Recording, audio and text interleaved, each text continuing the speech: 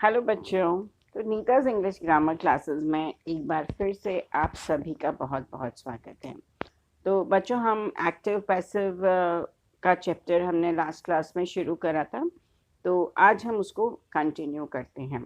तो present indefinite का active से पैसिव कैसे बनाया जाता है ये आप पिछली क्लास में सीख चुके हैं। अब आज हम शुरू करते हैं प्रेजेंट कंटिन्यूअस टेंस का। तो प्रेजेंट कंटिन्यूअस में जैसे कि ये नियम है कि हम सब्जेक्ट को ऑब्जेक्ट और ऑब्जेक्ट को सब्जेक्ट बनाते हैं, और दूसरा नियम वर्ब की हमेशा थर्ड फॉर्म काम में आती है। तो ये नियम तो हमेशा सारे ही टेंसेस में एज इट इज़ ही रहेंगे। हेल्पिंग वर्ब्स चेंज होते जाते हैं। तो प्रेजेंट कंटिन्यूअस में जैसे कि हम इज एम आर हमारे हेल्पिंग वर्ब है, तो पैसिव बनाते समय उसके साथ में BEING बीइंग जुड़ जाता है। इज एम आर वैसे के वैसे ही लगते हैं, ठीक है। तो एग्जाम्पल देखिए, I am writing a letter, ये एक्टिव सेंटेंस है। इसका पैसिव क्या बन रहा है? लेटर ऑब्जेक्ट है तो हमने ऑब्जेक्ट को सब्जेक्ट बना दिया। तो अ लेटर, अब आई के साथ एम लगा था तो letter third person singular number है, तो इसके साथ में क्या लगेगा? Is. A letter is being, verb की third form written. I am का क्या हो गया? By me. A letter is being written by me. Second देखिए, a farmer is ploughing the field, active sentence है। इसका पैसिव क्या हो गया? A field is being ploughed by the farmer. Are they picking some flowers, question sentence है, interrogative. तो इसका passive क्या बन रहा है? Are some flowers being picked by them. अब इसका फॉर्मेशन कैसे है ये मैंने नीचे लिखा है, कि आप देख करके और भी क्लियर कीजिए। वैसे इसमें बहुत ज़्यादा परेशानी की कोई बात नहीं है, थोड़ा सा भी ध्यान देंगे तो इजीली समझ आएगा।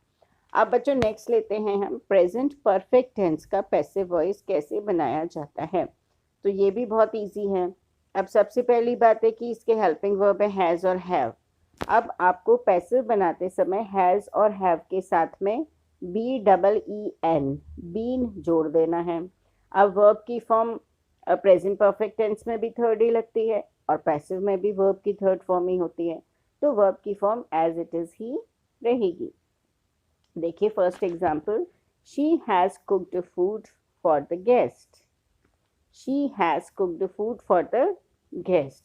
अब इसमें हम फूड को लेते हैं सब्जेक्ट पैसिव बनाते समय, तो फूड हैज, अब बीन लग गया, been cooked for the guest by her. Next sentence negative sentence लेते हैं अपन, he has not finished his work.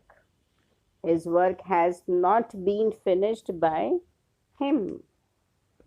Interrogative sentence में, have the children eaten all the cakes. अब इसमें क्या बन जाएगा? Have all the cakes been eaten by the children. Question का पैसिव में भी क्वेश्चन ही बनेगा, आपको बस ऑब्जेक्ट को सब्जेक्ट बना देना है। नेक्स्ट देखिए, Ashok has written this letter. This letter has been written by Ashok. My brothers have prepared tea. Tea has been prepared by my brother. तो ये हो गए प्रेजेंट परफेक्ट के। तो एक बार मैं आपको प्रेजेंट के तीनों में क्या क्या लग रहा है वो रिवाइज करा देती हूँ। प्रेजेंट इंडेफिनिट का जब हम हेल्पिंग पैसिव बनाते हैं तो उसमें वर्ब की थर्ड फॉर्म लगाते हैं और हेल्पिंग वर्ब प्रेजेंट कंटिन्यूअस के लग जाते हैं। जब हम प्रेजेंट इंडेफिनिट का पैसिव बनाते हैं तो helping verb is am are लगते हैं, सब्जेक्ट ऑब्जेक्ट बनता है और ऑब्जेक्ट्स को सब्जेक्ट बना देते हैं, और उसके अलावा वर्ब की थर्ड फॉर्म काम में आती है। प्रेजेंट कंटिन्यूअस में is am are helping verb is am are ही रहते हैं। पैसिव बनाते समय इज एम आर के साथ हम BEING बीइंग जोड़ देते हैं। बाकी नियम वैसे के वैसे हैं, ऑब्जेक्ट को सब्जेक्ट और वर्ब की थर्ड फॉर्म। प्रेजेंट परफेक्ट में हम वर्ब की थर्ड फॉर्म दोनों में ही काम में आती है। ऑब्जेक्ट और सब्जेक्ट का वही नियम है कि ऑब्जेक्ट को हम पैसिव में सब्जेक्ट बना देते हैं और हैज़ और हैव हेल्पिंग वर्ब के साथ में BEEN बीन जोड़ देते हैं। तो बहुत इजी है बच्चों, आप ये ऐसे याद रख लो कि जो इंडेफिनेट है उसमें तो कंटिन्यूअस का हेल्पिंग वर्ब लग गया इज एम आर, और इज एम आर के साथ में BEING बीइंग लग गया, और जो परफेक्ट है उसमें परफेक्ट कंटिन्यूअस का BEEN बीन जुड़ गया। तो है ना याद रखने का इसी तरीका। और ये ही बाकी सारे इंडेफिनेट पास्ट और फ्यूचर के, और इन सब के साथ भी ऐसे ही नियम चलेगा। तो चलो अब आगे देखते हैं सिंपल पास्ट में कैसे बनाएंगे।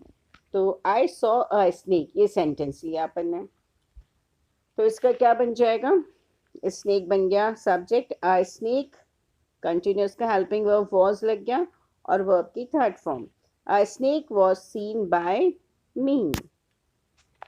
Next, Mrs Sharma did not cook lunch, क्योंकि डिड के साथ में ईडी नहीं लगेगा। Mrs Sharma did not cook lunch. बच्चों ये जानबूझ करके, जैसे मुझे ध्यान आता है कि जो चीज़ आपको याद रहे तो वो मैं लिख करके उसको शो करती जाती हूँ कि ये चीज़ यहाँ नहीं लिखनी है। तो इसका कैसे बनेगा, lunch was not cooked by Mrs Sharma. Did Ashok tell the truth, was the truth told by Ashok. यहाँ पर वॉज पहले आ गया क्योंकि इंटेरोगेटिव सेंटेंस है, तो इंटेरोगेटिव का पैसिव भी इंटेरोगेटिव ही बनेगा, नेगेटिव का पैसिव भी नेगेटिव ही बनेगा। नेक्स्ट सेंटेंस देखिए, Hari stole my book, my book was stolen by Hari. Did you answer all the questions, again interrogative example है, तो क्वेश्चंस हैं तो उसके साथ में वर आ गया, were all the questions answered bye you. तो ये बच्चों था पास्ट इंडेफिनिट का पैसिव वॉइस कैसे बनाएंगे। तो पास्ट कंटिन्यूअस का हेल्पिंग वर्ब लगा वॉज वर, और वर्ब की थर्ड फॉर्म। अब पास्ट कंटिन्यूअस में हम क्या करेंगे, सेम वैसे ही जैसे प्रेजेंट कंटिन्यूअस का पैसिव बनाया था, वॉज वर्ब के साथ में BEING बीइंग लगा देंगे, और वर्ब की कौन सी फॉर्म, थर्ड फॉर्म। यस, याद हो गया है आपको। सो एग्जाम्पल देखिए, your father was writing letters, letters were being written by your father. The postman was not delivering the letters. Letters were not being delivered by the postman. Were the farmers sowing the seeds? Interrogative. Were the seeds being sown by the farmers? Our soldiers were defending the town. The town was being defended by our soldiers. He was not driving a van was not being driven by him.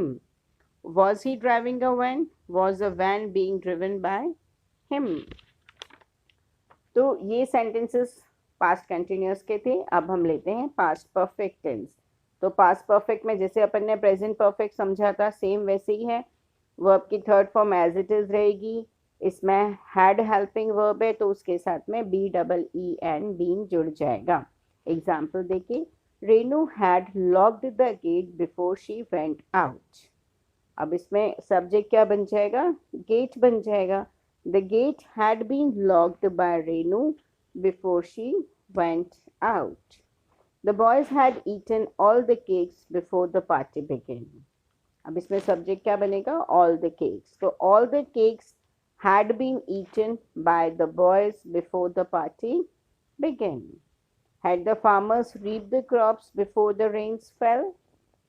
Had the crops been reaped by the farmers before the rains fell? Now simple future tense लेते हैं बच्चों।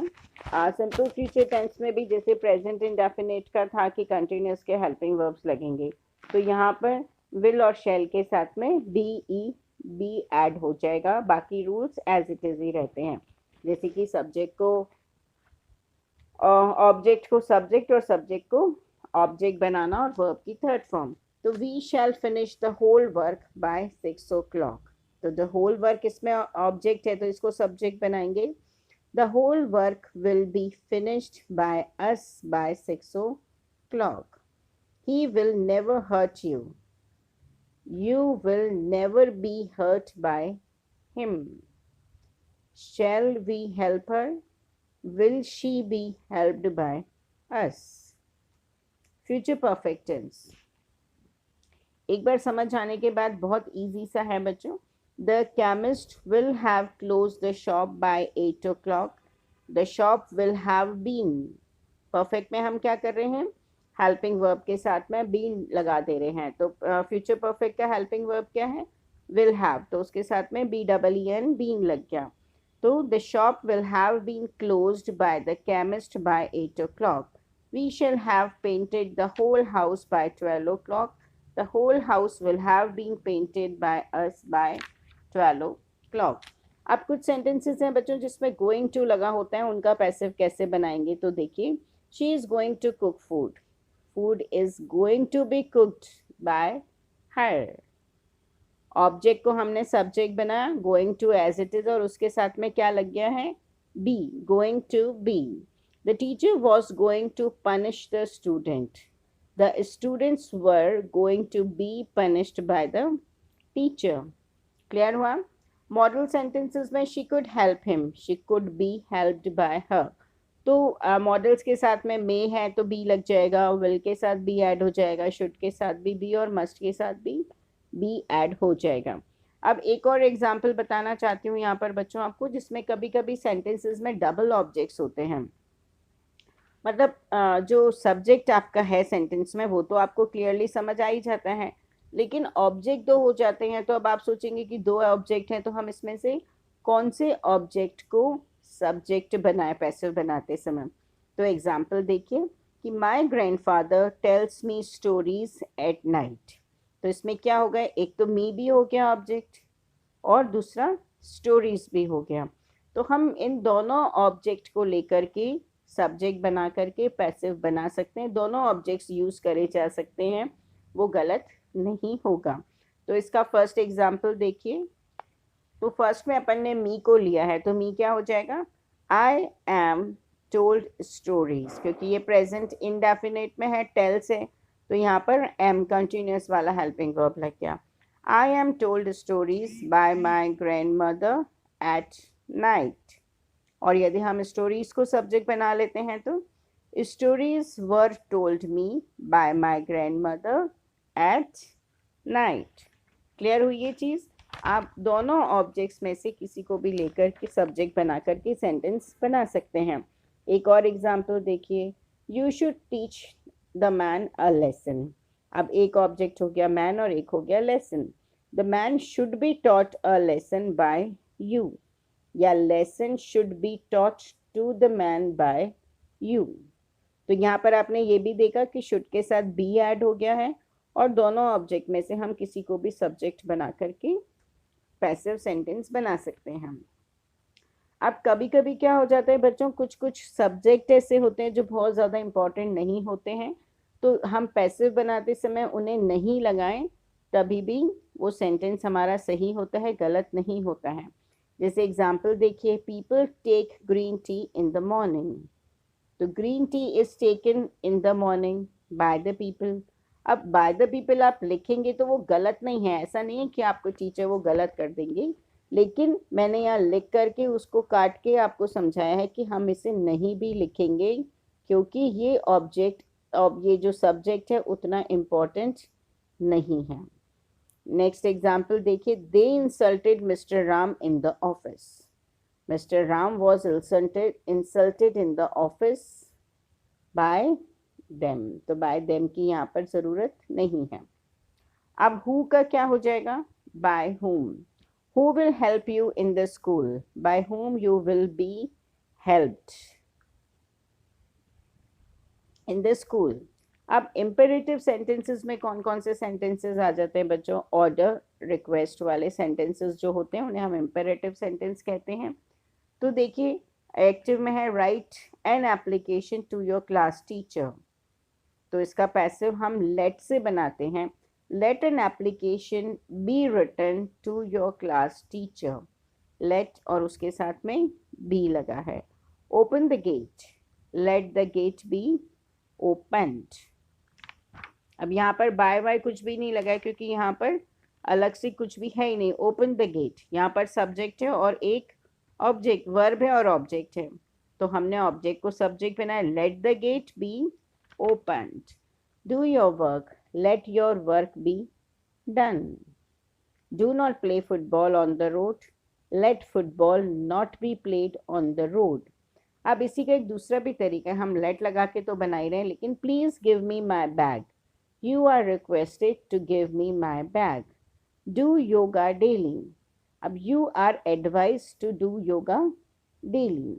अब जैसे हमने you are advised ये बनाया है, तो डू योर वर्क है, तो यदि हम उसको ऐसे ऑर्डर जैसे बनाना चाहते हैं तो अपन उसको बना सकते हैं। डू योर वर्क का passive, you are ordered to do your work.